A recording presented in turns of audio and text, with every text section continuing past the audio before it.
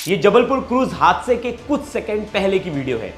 जब क्रूज डूबने वाली थी उससे कुछ सेकंड पहले जो यात्री थे उन्होंने ये वीडियो बनाई थी। उसमें देखिए एक माँ अपने बेटे को लेकर बैठी है आराम से। इन्हें नहीं पता कि कुछ सेकंड बाद ये बोट डूबने वाली है और इन सबकी जान चली जाएगी। अब तक 9 लोगों की मौत हो चुकी है और अभी भी 4 से ज्यादा लोग जो है लापता है। ये पहली वीडियो थी और साफ साफ दिशा निर्देश है कि बिना सेफ्टी जैकेट के आप ट्रैवल नहीं कर सकते, आप नहीं घूम सकते।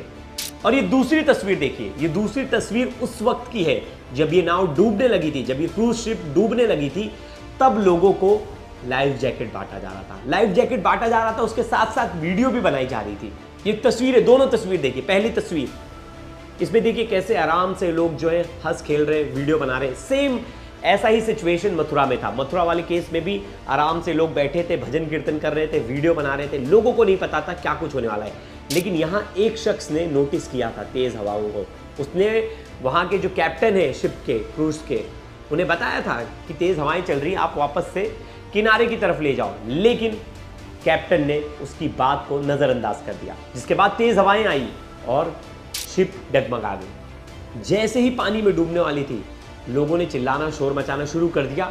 तब इन्होंने लाइफ जैकेट जो पैक था उसे खोलकर एक एक लोगों को बांटने लगे। एक बार ये पूरी तस्वीर देखिए, दोबारा एक बार तस्वीर देखिए।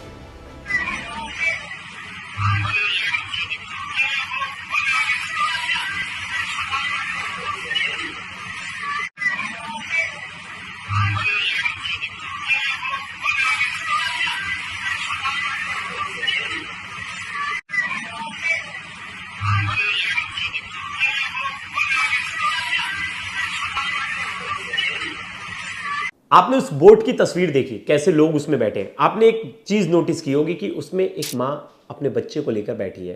वो 4 साल का बच्चा है और 40 साल की मरीना अपनी फैमिली के साथ घूमने आई थी। दिल्ली से इनकी फैमिली जो है वो घूमने आई थी।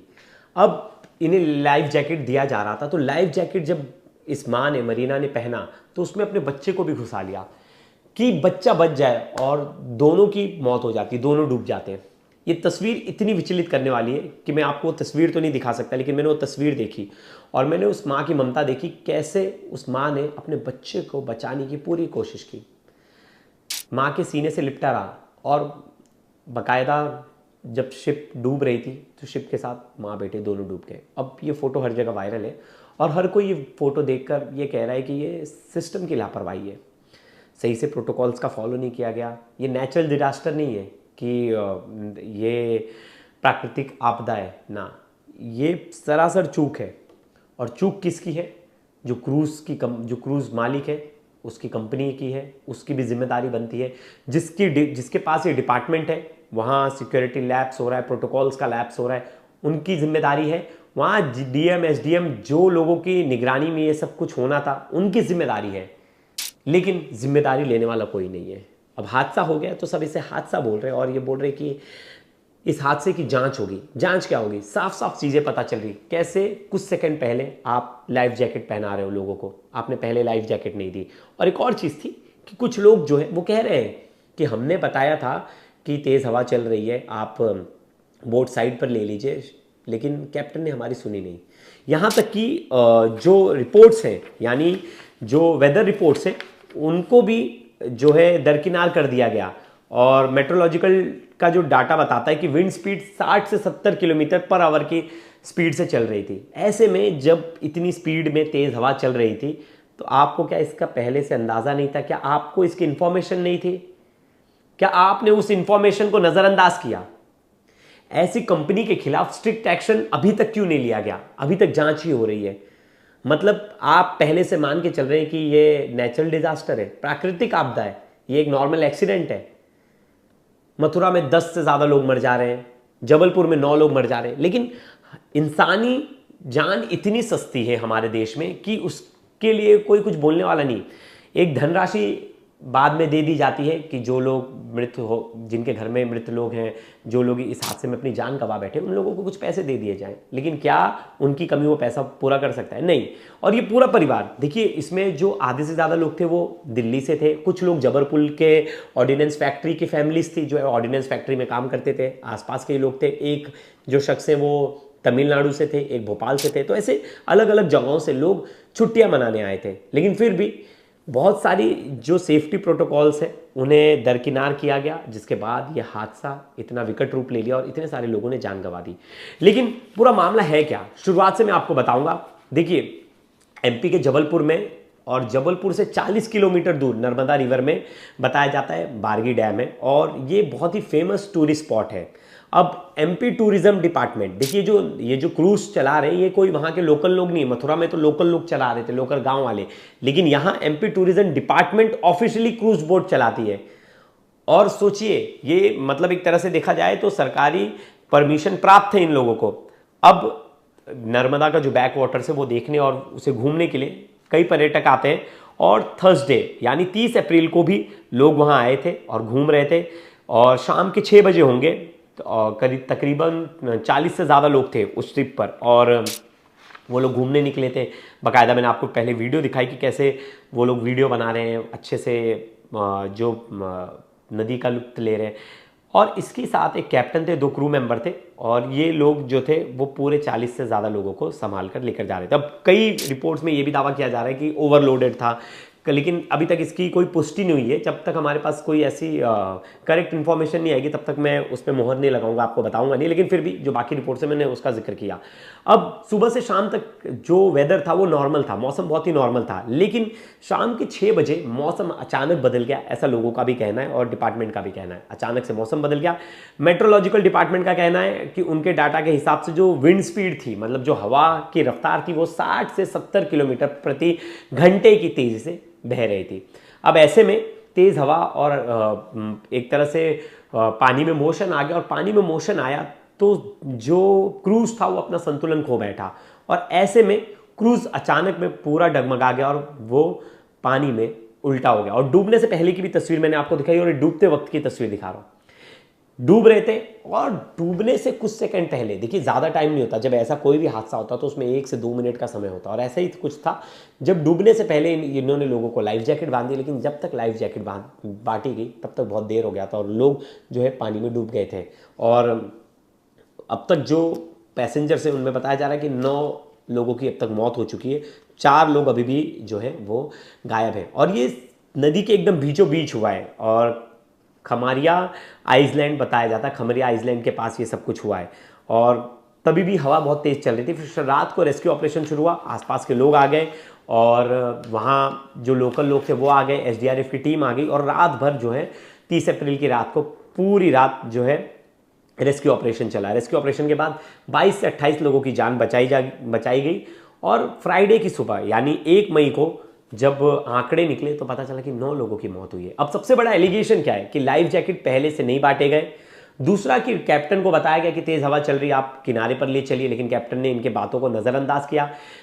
शिप का मेंटेनेंस नहीं हुआ है, ऐसी बात भी सामने आ रही है। बताया जा रहा है कि प्रॉपर मेंटेन नहीं था शिप में खामियां थी। और बताया जा रहा है कि जो मेट्रोलॉजिकल डिपार्टमेंट की तरफ से चेतावनी आती उसको नजरअंदाज किया गया। अब इन सब कारणों पर जो है जांच बैठ गई है, और खुद सीएम ने इसमें जांच के आदेश दे दिए। लेकिन सवाल एक है, दिल्ली से एक पूरा परिवार आता है, मरीना मसीहा जो जिन माँ की तस्वीर वायरल है, मधुर मसीहा, प्रदीप कुमार, फिर जबलपुर से 9 लोग थे, भोपाल से 1 थे, शामीम नकवी, तमिलनाडु से 1 थे। इन लोगों का क्या कसूर है? ये तो आराम से घूमने आए थे। और मरीना के घर वालों ने कैमरे पर क्या कुछ बताई, पर वो भी सुनते हैं, सुनिए। बाद में सब लोग मिसिंग थे, सिस्टर का पता नहीं था कहाँ है वो। हम वेट कर रहे थे कि शायद बच जाएंगे। जो नौका थी वो फ्लोट कर रही थी, हमें ये नहीं पता था कि वो बेचारी उसी के अंदर है। हमने सोचा कि शायद जो उन्होंने जैकेट पहनी थी, और जहान को भी उसी के अंदर कर रखा था, जो छोटा बेटा था, हो सकता है कि वो कहीं बह के कहीं इधर आसपास गए हों, लेकिन उसके अंदर देखा नहीं, किसी ने ढूंढा नहीं। और सुबह जाके जब टीम आई है तब जाके उन्होंने वहाँ देखा है, तो वो बेचारे उसी के अंदर थे, बोट के अंदर फंस गए थे। अगर टाइम रहते वहाँ पे पहुँच जाते, जैसे शाम का टाइम था, जो जब हम वीडियो में भी देख रहे थे कि बोट जो है फ्लोट कर रही थी, उस टाइम जाके उसमें देखते तो शायद वो उसमें मिलते, और लोग भी मिल पाते उसमें। यानी लापरवाही तो है आप? सर लापरवाही बिल्कुल है। और जब ये हादसा हुआ उस टाइम जो वहाँ के गाँव वाले जो लोग थे उन्होंने ही सारा रस्सी फेंक के बचाया। प्रशासन की तरफ से बहुत ही लेट कोई बचाव की नौका वगैरह कुछ नहीं की? बचाव की नौका एक बोट आई थी वहाँ पे। मैं वहाँ पे नहीं था, मैं नहीं कह सकता कैसे आई वहाँ पे, कि जो घूम रहे थे वही थे कि कोई और आया था वहाँ पे। लेकिन उस टाइम जिन्होंने बचाया वो आसपास वाले ही थे, गांव वाले लोकल जो थे उन्होंने ही बचाया। प्रशासन की तरफ से कोई भी बहुत देर में कार्रवाई हुई है, सारी जितनी भी हुई है। जैसे लोकल लोगों ने फुर्ती दिखा के उनको बचाने का प्रयास किया। अगर वो एनडीआरएफ की टीम जो बचाव दल है वो अगर पहले आ जाता समय से, जिस समय थोड़ा रोशनी भी उजाला भी था, तो शायद बहुत सारे लोगों की जान बचाई जा सकती थी। ये मरीना के घर वाले थे और बहुत सारे चश्मदीद थे जो शिप पर थे, और जो बाकी लोग जो हैं, जो उनके घर वाले हैं, वो भी आरोप लगा रहे हैं कि कैप्टन ने कहीं ना कहीं बात नहीं सुनी और सेफ्टी मेजर्स का ध्यान नहीं दिया गया। एक बार उन्हें भी सुनते हैं। कुछ भी नहीं दिया था, सेफ्टी भी कुछ भी नहीं थी। जब वो डूब रहे थे, जहाज पलट गया था, तब मेरे ब्रदर इन लोगों ने लाइफ जैकेट लेके फेंक के दिए कि आप ये लो बचो। मेरी सिस्टर इन लॉ थी, उनका 4 साल का बेटा था, उसमें ही उसको फंसाया था सेट करने के लिए कि बचो किसी तरह से। उस क्रूज वाले ने सिर्फ पैसे के लिए उसको नहीं सुनी किसी की। गांव वालों ने बोला था कि तूफान आने वाला है, मत चलाओ इसको आगे, बीच में मत लेके जाओ, लेकिन उन्होंने नहीं सुनी, किसी की नहीं सुनी। सब कुछ खत्म हो गया। मेरे परिवार से 3 लोग जा चुके हैं। मेरी मम्मी चली गई, मेरी ननद चली गई, 4 साल का बेटा चला गया। वो बहुत ज़ोर से चिल्लाने लगी। 5:30 से 6 बजे का टाइम होगा। तो मैंने पूछा क्या हो गया। उनका फ़ोन आया, वो ऐसे बोल रही है कि मुझे बचा लो, प्रेयर करो मेरे लिए, और शिप डूब रहा है। कह रहा बेटा मम्मी तो नहीं है, चली गई मम्मी, नहीं बचा। लापरवाही बिल्कुल है। और जब ये हादसा हुआ उस टाइम जो वहाँ के गांव वाले जो लोग थे उन्होंने ही सारा रस्सी फेंक फेंक के बचाया। प्रशासन की तरफ से बहुत ही लेट। इस वक्त हम लोग दिल्ली के मायापुरी इलाके में मौजूद हैं। यहाँ पर हम उसी फैमिली के पास पहुँचे हैं जो तस्वीर, जो माँ बेटे की तस्वीर आप देख रहे हैं, उन्हीं के परिवार में हम पहुँचे हैं। हम बात करते हैं। क्या नाम है आपका? कुलदीप नाम है। कुलदीप जी, जो माँ और बेटे की तस्वीर, वो आपकी क्या लगती हैं? वो मेरी दीदी लगते हैं, मेरी सिस्टर की वो नंद है, सिस्टर इन लॉ है वो। तो वो लोग कब गए थे मध्य प्रदेश, किस काम से गए थे? वो वेडनेसडे गए थे। जो हमारे जीजा जी हैं उनके बड़े ब्रदर ने वहाँ पर घर बनाया था, तो उसके इनाग्रेशन में गए हुए थे वो। अभी बुधवार को ही? अभी बुधवार को ही जी। तो कल शाम को वो फिर वहाँ से अपना प्रोग्राम ख़त्म करने के बाद थोड़ा डैम की तरफ चले गए थे। तो वहाँ पर जब क्रूज़ पर वो गए तो शाम को 5:30-6 बजे करीब तूफ़ान आया वहाँ पर, जिसकी वजह से यह हादसा हो गया। कितने लोग आपके परिवार के उस क्रूज़ पर थे? 6 लोग हमारे परिवार से थे, जिनमें से 3 को रेस्क्यू कर लिया और 3 का डेथ हो गया। जो 3 लोगों की डेथ हुई, एक तो वो जो आपकी बहन, जी, उनका बेटा कितना बड़ा, क्या नाम था बहन का आपके? सिस्टर का नाम था मैरिना और उनका बेटा था जहान, जो 4 साल का था। और 3 शख्स? हाँ, और मम्मी थे जो मेरी सिस्टर की सास हैं, जिनका 60 से 62 साल का एज था। मधुर नाम उनका नाम है। तो अचानक से जैसे ये लोग जब प्लान गए तो वापस कब आने का टिकट था उनका? वापस था अभी कल शनिवार में वापसी था उनका। थी? अच्छा, कल की वापसी थी। और कल जब प्रोग्राम खत्म हुआ तो उसके बाद वो लोग घूमने के लिए गए थे। बात हुई थी किसी से आप लोगों की वहाँ पर मैरिना से? जी जी। मेरी वाइफ से बात हुई थी। जब शिप डूबा नहीं था उस टाइम, मेरे ख्याल से 5:30-6 बजे का टाइम था। तो वो वीडियो दिखा रहे थे पूरा और बहुत अच्छा लग रहा था, एंजॉय कर रहे थे सारे, गाना चल रहा था। मरीना जी से बात हो रही थी? हाँ, मरीना। वो आपकी क्या लगेंगे? मेरी जो वाइफ है उनकी बहन है, बड़ी बहन है। तो बहुत अच्छा था माहौल वहाँ पे। और इतने में मैं अपने बेटे को ट्यूशन छोड़ने गया 5 बजे, और मैं आया हूँ वहाँ से 5:30 बजे करीब आया हूँ। तो वो बहुत ज़ोर से चिल्लाने लगी। 5:30 से 6 बजे का टाइम होगा। तो मैंने पूछा क्या हो गया। उनका फ़ोन आया, वो ऐसे बोल रही है कि मुझे बचा लो, प्रेयर करो मेरे लिए, और शिप डूब रहा है, पानी आ गया है, पता नहीं कैसे आ गया उसके अंदर। तो बस इतना बोला। फिर उसके बाद फ़ोन कल कर रहे हैं तो कॉल नहीं जा रही है, फ़ोन बिल्कुल बंद हो गया जी। उसके बाद हाँ, उसके बाद बात नहीं हुई। उसके बाद थोड़ी देर के बाद फिर हमने कोशिश करी, मेरे पास कॉल आया डैडी का मेरे पास, और कोई शायद नौका वाला जिसने निकाला था, उसने बताया कि आपसे बात करना चाह रहे हैं। मैंने बात करी और बात करने के बाद मैंने पूछा मम्मी, कह रहा बेटा मम्मी तो नहीं है यहाँ, चली गई मम्मी। तुम्हें नहीं बचाया?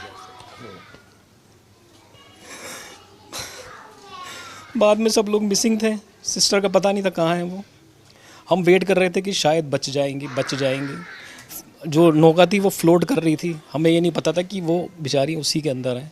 हमने सोचा कि शायद जो उन्होंने जैकेट पहनी थी और जहान को भी उसी के अंदर कर रखा था, जो छोटा बेटा था, हो सकता है कि वो कहीं बह के कहीं इधर आसपास गए हों, लेकिन उसके अंदर देखा नहीं, किसी ने ढूंढा नहीं।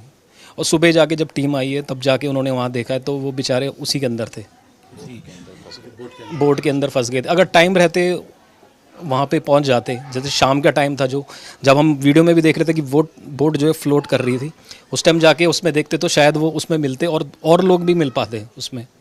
यानी लापरवाही तो है आप? सर लापरवाही बिल्कुल है। और जब ये हादसा हुआ उस टाइम जो वहाँ के गांव वाले जो लोग थे उन्होंने ही सारा रस्सी फेंक के बचाया। प्रशासन की तरफ से बहुत ही लेट, कोई बचाव की नौका वगैरह कुछ नहीं की? बचाव की नौका एक बोट आई थी वहाँ पे। मैं वहाँ पे नहीं था, मैं नहीं कह सकता कैसे आई वहाँ पे, कि जो घूम रहे थे वही थे कि कोई और आया था वहाँ पे। लेकिन उस टाइम जिन्होंने बचाया वो आसपास वाले ही थे, गांव वाले लोकल जो थे उन्होंने ही बचाया। प्रशासन की तरफ से कोई भी बहुत देर में कार्रवाई हुई है, सारी जितनी भी हुई है। जो जैसे लोकल लोगों ने फुर्ती दिखा के उनको बचाने का प्रयास किया, अगर वो एनडीआरएफ की टीम जो बचाव दल है वो अगर पहले आ जाता समय से, जिस समय थोड़ा रोशनी भी उजाला भी था, तो शायद बहुत सारे लोगों की जान बचाई जा सकती थी, क्योंकि तब तक तो जो बोट थी वो दिख रही थी पानी के ऊपर। और उसको जाने से पहले उस क्रूज को बोला भी कहता कि आपका मौसम खराब है, प्लीज बैक कर लीजिए। ये किसने बोला? वो छोटी बेटी जो है जो बच गई है, उसने भी ये बात बताई है कि हमने बताया था लेकिन उन्होंने नहीं मानी। और वो अगर वो नहीं लेके जाते तो ये इंसिडेंट नहीं होता। लोग थे किनारे पे, वो भी बोल रहे थे कि भाई किनारे पे लगा लो उसको साइड में, मौसम आगे खराब है, लेकिन वो शायद उसने अपनी मनमानी करी, वो आगे को ले गया, शायद दूसरे किनारे पे ले जाना चाह रहा होगा वो। उसके बाद जब बोट गिर गई थी पानी में, तो वहाँ तो एक ड्राइवर और जो हेल्पर था उन्होंने कोई हेल्प नहीं करी। चिंटू भैया, प्रदीप भैया थे, उन्होंने वो नीचे की तरफ गए, वहाँ सेफ्टी जैकेट थी, उन्होंने और एक दो जनों ने और हेल्प करके जो और जा रहे थे, कूद रहे थे, उनके तरफ फेंकी, थ्रो करी, उन्होंने पहनी। और जितने भी लोग बचे हैं सेफ्टी जैकेट की वजह से, अगर वो नहीं होते तो शायद वो सेफ्टी जैकेट नहीं होती तो और ज़्यादा लोग जाते। आपकी कब बात हुई उनसे जिन्होंने कहा कि हमने बोला कि मौसम खराब? हमने वीडियोस देखी वो खुद शिप पे थी? हाँ, वो जो क्या नाम है उनका? सिया, जो लड़की जो थी 14 साल की उम्र थी, जो बेटी जो है वो फादर थे उनके, और उनके साथ जो बचा लिया गया उनको, उसने खुद बताया कि हम अंकल को बोल रहे थे कि प्लीज़ इसको वापस ले लो, मौसम ख़राब हो रहा है, फिर वो माने नहीं, लेकिन आगे लेके चले गए उसको, और ये इंसिडेंस हो गया। अगर उसी टाइम रहते ही अगर मौसम थोड़ा सा ख़राब है, अगर बैक कर लेते तो हो सकता है कि और भी थे शिप वाले, वो बता रहे कि वो लोगों ने भी वापस कर लिया, लेकिन वो लोग उन्होंने नहीं करा। और जो वो शिप कर रहे थे उनका तो कुछ आता पता नहीं है, वो भी कहाँ है कहाँ नहीं। एटलीस्ट कम से कम जो चले गए उनको कोशिश तो करते कि भाई बचाने की किस तरीके से। अब एक सेकंड में एकदम से लहरें उठी, एकदम से कैसे रेडी हो सकते हैं? तो कहीं ना कहीं सवाल है कि सर कुछ भी नहीं था वहाँ पे जिस तरीके से होना चाहिए ना। वहाँ पे अगर आप कहीं जा रहे हैं तो सबसे पहले सेफ्टी है, अगर कुछ हो गया तो पीछे कोई बचाने वाला, वहाँ कुछ भी नहीं था बचाने वाला। आप देखेंगे बिल्कुल सुनसान जंगल के बीच में एक चीज़ है, कुछ भी नहीं दिया था, सेफ्टी भी कुछ भी नहीं थी। जब वो डूब रहे थे, जहाज पलट गया था, तब मेरे ब्रदर इन लॉ ने लाइफ जैकेट लेके फेंक के दिए कि आप ये लो बचो। मेरी सिस्टर इन लॉ थी, उनका 4 साल का बेटा था, उसमें ही उसको फंसाया था सेट करने के लिए कि बचो किसी तरह से। उस क्रूज वाले ने सिर्फ पैसे के लिए उसको नहीं सुनी किसी की। गांव वालों ने बोला था कि तूफान आने वाला है, मत चलाओ इसको आगे, बीच में मत लेके जाओ, लेकिन उन्होंने नहीं सुनी, किसी की नहीं सुनी। सब कुछ खत्म हो गया। मेरे परिवार से 3 लोग जा चुके हैं। मेरी मम्मी चली गई, मेरी ननद चली गई, 4 साल का बेटा चला गया। कुछ नहीं बचा हमारा, कुछ नहीं बचा। परिवार पूरी तरीके से सदमे में है। 4 साल का बेटा, उनकी माँ और एक 60 साल की बुजुर्ग महिला, 3 लोग इस हादसे में जान गंवा चुके हैं। इस परिवार के 6 लोग क्रूज पे थे और 3 लोगों को जो आसपास के लोग थे रस्सी फेंक कर किसी तरीके से जो मदद पहुंचा करके उनको तो बचा लिया, लेकिन 3 लोगों को नहीं बचाया जा सका। इस पूरे मामले में गंभीर लापरवाही का आरोप जो क्रूज चला रहा था उसके ऊपर परिवार की तरफ से लगाया जा रहा। ये सब कुछ हो रहा था और उसी समय वहां मंत्री जी पहुंच जाते हैं। मंत्री जी वो पूरा दृश्य देखकर रोने लगे और बकायदा वो फुटेज जो है, जो वीडियो है वो रिकॉर्ड हुई और कैमरे पर वो रो रहे थे। लेकिन यहाँ रोने से बेटर है अगर उन लोगों पर स्ट्रिक्ट एक्शन लिया जाए और जो डीएम एसडीएम जिन लोगों की आपने नियुक्ति की है, वहां जिन ऑफिसर्स की नियुक्ति की है, उनका काम क्या है। मैंने सेम चीज कही थी मथुरा वाले केस में। मथुरा वाले केस में किसी भी अधिकारी पर कोई एक्शन नहीं हुआ, मतलब कोई जिम्मेदारी नहीं है। आराम से बिना लाइफ जैकेट के धड़ल्ले से चलाया जा रहा है, बिना किसी सेफ्टी मेजर्स के, वहां बिना किसी लाइफ जैकेट के लोगों को बिठाया जा रहा है, घुमाया जा रहा है। लेकिन ना डीएम पे कोई एक्शन नहीं हुआ, ना वहां कोई एसडीएम पर एक्शन हुआ, ना कोई किसी पुलिस अधिकारी पर एक्शन हुआ। मतलब कोई जवाबदेही किसी की बनती ही नहीं है। यहां भी ऐसे ही कुछ होगा, किसी पर कोई एक्शन नहीं होगा, कोई कार्रवाई नहीं होगी। अगर कोई स्ट्रिक्ट एक्शन नहीं लेंगे तो लोगों के मन में तो डर ही नहीं है। और जो बिजनेस कर रहा है वो तो व्यापार कर रहा है, जो बोट मालिक है वो व्यापार कर रहा है, व्यापारी आराम से व्यापार करते रहेंगे। लेकिन जो आम लोग हैं, आम जनमानस है, वो अपनी जान को इसी तरह से गंवाते रहेंगे और कोई पूछने वाला नहीं। और मेरा तो सवाल है, जो जांच हुई थी नोएडा वाले केस में जो लड़का डूब गया था, उस जांच रिपोर्ट में अब तक क्या कुछ हुआ? मथुरा वाले केस में क्या कुछ हुआ? किन बड़े अधिकारियों का नाम आया, किन का ट्रांसफर हुआ? नोएडा वाले केस में तो आप सबको पता है डीएम का ट्रांसफर तो होगा नहीं, तो नोएडा अथॉरिटी के जो सीईओ हैं उनका ट्रांसफर हो गया, जिसके अंडर एसडीआरएफ एनडीआरएफ आता ही नहीं, उनका ट्रांसफर हो गया। चलो वो बात सही है, आगे जांच हो भी रही है, अब तक जांच रिपोर्ट भी नहीं आई है और जांच रिपोर्ट कहाँ गई उसके बारे में कोई खबर नहीं। दूसरा केस मथुरा का, वहां भी देख लीजिए, अभी तक किसी भी बड़े अधिकारी पर कोई एक्शन नहीं हुआ, क्योंकि जिम्मेदारी तो उन्हीं की बनती है। शहर में अगर कोई गलत काम हो रहा है, कोई चीज अनऑर्गेनाइज तरीके से हो रही है, तो जिम्मेदारी तो अधिकारी की बनती है। तीसरा वीडियो अब हम जबलपुर का देख रहे हैं। अब यहां देखना होगा किसी पर एक्शन होता है या बस जांच पर जांच चलेगी और कुछ दिनों बाद हम ये मामला भूल जाएंगे और लोगों की जान की वैल्यू कुछ भी नहीं है हमारे देश में। और जिस तरह से हमारे यहाँ सेफ्टी प्रोटोकॉल, सेफ्टी मेजर का दरकिनार करके हम उसको, बहुत बार होता है कि हमारी भी गलती होती है कि अगर कोई चीज़ों को फॉलो नहीं कर रहा है तो हम आवाज़ नहीं उठाते, और आवाज़ नहीं उठाते ना, हम बोलते हैं कि आप गलत कर रहे हो, आपको सेफ्टी जैकेट्स बांटना चाहिए। लेकिन लोगों को भी मज़ा है, लोग भी उन चीज़ों को ध्यान नहीं दे रहे।